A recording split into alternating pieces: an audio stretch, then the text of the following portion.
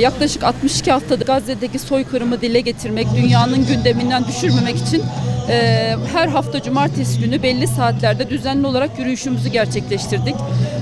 Geçen haftaki ateşkes söylemlerinin ardından yürüyüşlerimize yine aralıklı da olsa devam edeceğiz. Çünkü biz soykırım durmuş gibi görünse de zalimin zulmü maalesef bitmiyor. Hayatımıza bir şiar oldu bizim için de. Özellikle boykot, zalimin zulmüne mermi olacak, ateş olacak hiçbir şey evimizi sokmamaya biz ahdettik. Bu saatten sonra ateşkes sürse, gerçekten zulüm bitmiş olsa bile yine evlerimizde, iş yerlerimizde boykotlu hiçbir ürünü sokmamaya, Filistin'deki, Gazze'deki, Arakan'daki, Doğu Türkistan'daki zulmü hiçbir şekilde hayatımızdan çıkarmamaya, unutmamaya niyetliyiz. Bu anlamda 62 haftadır Türkiye'nin dört bir yanında olsun, Malatya'da olsun sessiz yürüyüşümüze destek veren, gelen ya da dualarıyla destek veren herkese teşekkürlerimizi bir borç biliriz. Allah orada şehit olan başta İsmail Haniye, Yahya Sinvar olmak üzere bizim de tüm şehitlerimize rahmet eylesin. Öncelikle Yüce Rabbimize hamd ediyoruz. 15 ay sonra bu savaşın durmuş olması en azından kardeşlerimiz için insani yardımın, sağlık yardımının oraya ulaşma imkanları olacak inşallah. Sağlıkla ilgili ben 20 yıllık bir hekim olarak şunu belirtmek istiyorum. Maalesef biz Türkiye'deki Sağlık Bakanlığı olarak bu konuda üstümüze düşeni yapmadığımıza inanıyoruz.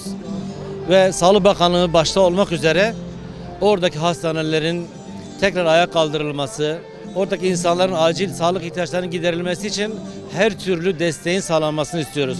Bu hem bir insanlık görevidir, hem bir hekimlik görevidir, hem de bir Müslüman olarak kardeşlerimize yardım etme sorumluluğudur diye düşünüyoruz. İnşallah o zor günlerde oraya gidememiş olmanın mahcupluğunu bu şekilde telafi edeceğiz. Ve o kardeşlerimizin yine gönüllerini kazanacağız inşallah diye ümit ediyoruz. Bu açıdan zaman kaybetmeden, İsrail'in kötü bir şeyler yapmasına mahal vermeden bir an önce el atılması gerektiğini düşünüyoruz.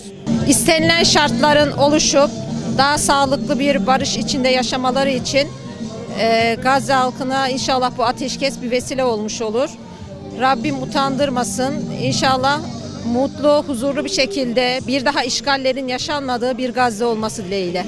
Boykot artık bundan sonra bir yaşam felsefemiz olması gerekiyor.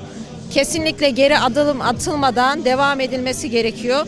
Çünkü bilemiyoruz zalim ne zaman zalimliğini yapacak. Ne zaman bir daha düşünceleri ortaya çıkacak bilemiyoruz. Yıllardan beridir Filistinli kardeşlerimizin Siyonizm'den, İsrail'den çekmiş olduğu zulüm 7 Ekim 2023'te başlayan Aksa tufanı ile beraber 2024-2025 ocağındayız. Bugüne kadar yaklaşık 15 aydır, 15 ayı da geçmek üzeredir, devam ediyor. Bu savaşın neticesinde Hamaslı kardeşlerimiz, Filistinli kardeşlerimiz büyük bir azimle, büyük bir imanla, Allah yolunda canlarıyla, mallarıyla nasıl mücadele edileceğini gösterdiler. Yenilmediler. Evleri yıkıldı. Belki Müslümanlar şehit oldu, kadınlar şehit oldu, çocuklar şehit oldu. Camilerimiz, medreselerimiz, üniversitelerimiz, okullarımız yıkıldı ama onların azim ve iradeleri yıkılmadı. Ve bunun neticesinde Allahu Teala Celle Celaluhu kardeşlerimize inşallah bir zaferi nasip etti. İsrail, Siyonizm arkasına almış olduğu bütün Avrupa zalim emperyalistlerin yardımıyla beraber Hamas'la masaya oturma ateşkesi imzalama zorunda kaldı. Bu büyük bir zaferdir kardeşlerimiz açısından. Bizler Müslümanlar olarak, İslam ümmeti olarak bundan sonra Filistinli kardeşlerimizi, Gazze'deki kardeşlerimizi örnek alıp bunların iman ile, Kur'an ile nasıl hemhal olduklarını, iman ve İslam ile nasıl çocuklarını, ailelerini yetiştirdiklerini inşallah Teala bu asırda bizim için, dünya müstadafları için bir örnek olacaktır, ilham kaynağı olacaktır. 15 aydan fazladır Siyonistlere karşı sabırla, azimle bir mücadele veren Hamaslı kardeşlerimizi ve oradaki İslami cihat mensubu olan kardeşlerimizi gönülden tebrik ediyoruz. Rabbim onların zaferini daim kılsın. Tez zamanda Siyonist çetenin de sonunu getirsin. Buradan biz hükümete, yetkililere sesleniyoruz. Çifte vatandaş olan hem Türkiye Cumhuriyeti vatandaşı olup aynı zamanda Siyonist çetenin vatandaşı, bu zalim güruhun çifte vatandaş olan bu insanların memleketimizden derhal çıkarılmaları, müebbet hapse mahkum edilmeleri, mal varlıklarına el konulmalı. El konulan mal varlıklarının da Gençlik Fonu'na devredilmesiyle alakalı olarak meclise böyle bir yasa tasarısı sunmuştuk. Bu yasa tasarısının bir an önce yasalaşması konusunda yetkililere sesleniyoruz. Aynı zamanda kamuoyuna da sesleniyoruz. Yetkililerin bu konuda adım atmaları için hükümete, yetkililere baskı yapmalarını kendilerinden de bekliyoruz. Gazze'de sağlanan ateşkes hepimizi içtenlikle sevindirmiştir. Tabii Gazze halkı için çok mutluyuz. Ama ve lakin bu İsrail terör çetesinde çok güvenmiyoruz. Bunlar her an bu barışı bozabilirler. Korktuğum şey şudur ki onlar rehineleri aldıktan sonra tekrar bunlar harekete geçebilir. Bunun için çok uyanık olmak lazım, tetikte olmak lazım. Sadece Müslümanlar değil, bütün insanlar bununla ilgilenmeli ve insani duygusu, vicdanı olanlar da bununla beraber mücadeleye devam etmelidir. Gazze'de eğitim diye biliyorsunuz okullarda hepsi bombalandı, hiçbir şey yok. Çadırlarda yıkılan betonların altında bile olsa yine de devam ettiklerini görüyoruz. Bunların azmi bizi şaşırtıyor. Bunların Gazze dünyaya yaymış olduğu bu fedakarlık, bu cefakarlık hepimizi içtenlikle mutlu ediyor ve tüm dünyaya büyük bir ders vermiştir adeta Gazze çocukları, Gazze halkı. Karşı gelen, Hamas'ı suçlayan hiçbir Gazze'liye rastlamadı. Bu da büyük bir imanın eseri olduğunu görüyoruz. Bana göre aslında Gazze Kur'an'ın indiği yer oldu. Şu an Gazze'de Kur'an iniyor ve sünnet orada yazılıyor ve tüm Müslümanların artık burada kendilerine bir format atması lazım diye düşünüyorum. 15 aydır onurlu bir mücadele eden bu insanları maalesef yalnız bıraktık. Maalesef bekledikleri yardımları ulaştıramadık. Maalesef yağan bombaları durduramadık. Çektikleri işkencelere derman olamadık. Anneler kucaklarındaki eli kolu bacağı kopmuş çocuklarına bir ağrı kesici bile veremediler. Günlerce aç olan çocuklarını karnı tok bir şekilde doyuramadı babalar. Dedeler torunlarının gözlerinden öperek maalesef toprağa verdiler.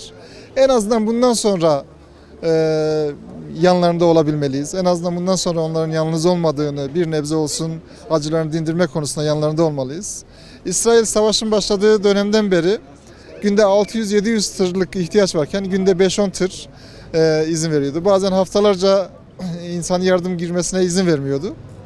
En azından bu saatten sonra Birleşmiş Milletler ve diğer ülkelerin üzerine düşen görevi yapıp yardım tırlarının geçmesine olanak sağlaması gerekiyor. Bizler de bunların yıkımından daha hızlı bir şekilde Gazze'yi onarmamız gerekiyor. En azından bu anlamda kardeşlerimizin acısını dindirme konusunda hızlıca hareket etmemiz ve görevimizin bitmediğini, orada savaş belki bitti ama İsrail zulmünün devam ettiğini ve evleri barkları yıkılmış acılar içinde olan bir halkın hala orada var olduğunu unutmadan bilinçli bir şekilde hareket etmemiz gerekiyor. Rabbimize hamdolsun 15 ayın sonunda Allah Azze ve Celle bizlere bir sürur, bir sevinç nasip etti. Yalnız bu süreçte gördüğümüz bazı zaaflarımız da ortaya çıktı. Hem ülkede ferden hem de sistem olarak maalesef bazı sorunları aşamadığımızı görmüş olduk.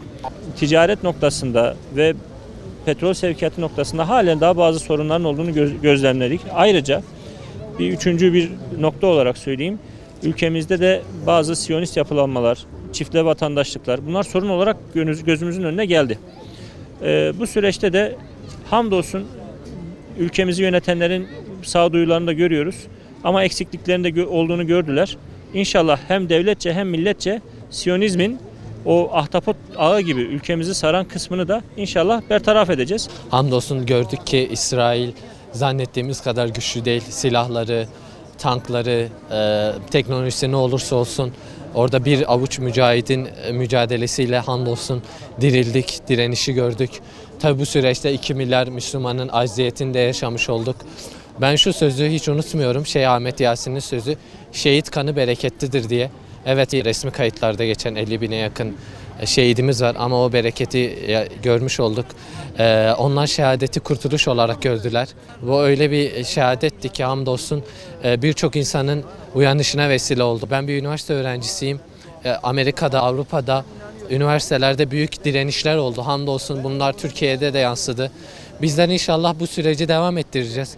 Boykot çağrımızı tekrar yineliyoruz. Özellikle bir sağlıkçı olarak ilaç boykotunun ihmal edilmemesi gerektiğini, bu minvalde çalışmalar yapılmasını istiyoruz.